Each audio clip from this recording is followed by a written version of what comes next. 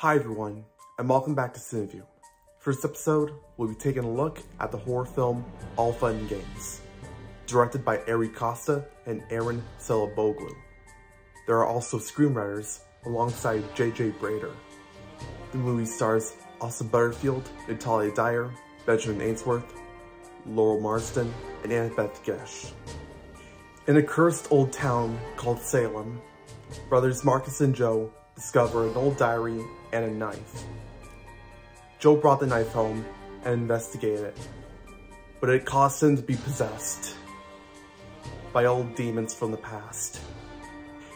The demons control Joe to do what they want him to do. So when Marcus and their two sisters, Billy and Sophie, try to sneak out to a party, Joe was told to stop them and tell them to play his game, then they could go to the party. They tried playing Duck Duck Goose, but things would go out of control before it even started, so the girls decided to head off to the party. But Marcus got curious and decided to take his turn with the knife. But that would mean he would get possessed, and Joe was free. Marcus would go on a violent rampage after that. He killed his own uncle via a deadly version of Hangman, and 4 of his friends in a deadly game of hide and seek when he snuck to the party in a violent manner. Billy, Joe, and Sophie worked together to try to put the horror to an end. They studied the old diary and figured out how to end the game, those deadly games to come to an end.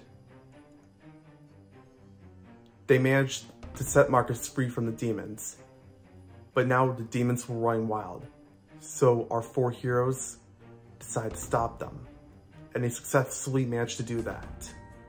But they were traumatized, and Marcus, having regretted what he'd done while he was being possessed, turned himself in.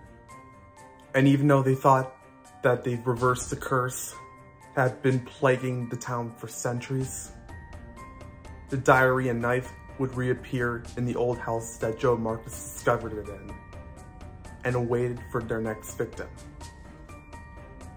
So critics didn't really like this film. Negative views, and not many people saw it. It barely got anywhere in theaters.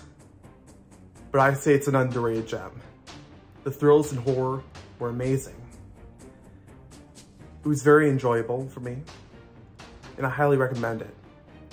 I promise you, it won't be that bad after all. It should be a good film. I give it 8.5 stars out of 10. Like I said, a true underrated gem. So that's my review on All Fun Games. I hope you enjoyed it. My next review will be on A Haunting in Venice. But until then, I'll see you later. I'll see you next time on CineView.